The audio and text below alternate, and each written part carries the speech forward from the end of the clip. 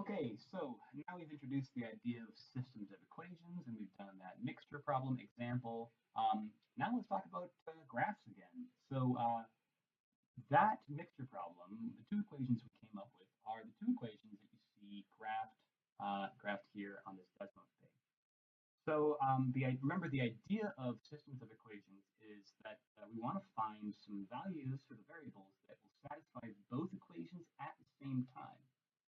And recall that the graph of an equation is the set of all points which satisfy, which are solutions to the equation, right? So basically, all the points on this dotted red line here are the solutions to this first equation.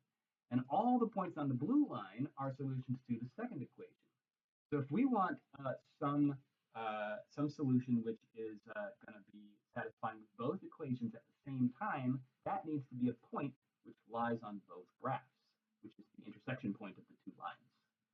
So that's theory behind it. And it gives us this way of solving a system of equations using technology, is to graph both of them and then look at the coordinates of the point of intersection. So Desmos is able to do this very easily. It just automatically recognizes that point of intersection, and you can click on it, and it'll tell you the coordinates, at least give you an estimate for their values if they're not integers or simple fractions. So that's the idea. Now, you do need to be able to solve systems of equations with algebra.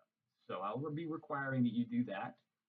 But solving a system with graphs is also a very valuable skill, and it's a great way to check your answer if you're working on a problem like this and you want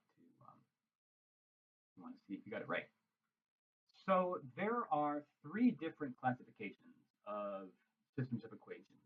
This example we did is called a consistent independent system, which means that there's only one solution and it's independent. It doesn't depend on any value of any parameter or anything else. Just a single solution, single point. Another type of system of equations would be a dependent system. And that is where there's actually infinitely many solutions, and you can express those solutions in some sort of dependent way where it depends on the value of a parameter. I'll show that when I actually do the algebra for this problem. But the graphical situation that's going on here is that the graphs of the two equations are actually right on top of each other, meaning that the two equations are basically equivalent, and they give you the same graph. In that case, they're intersecting at every single point along this line. That's why we have infinitely many solutions in this situation.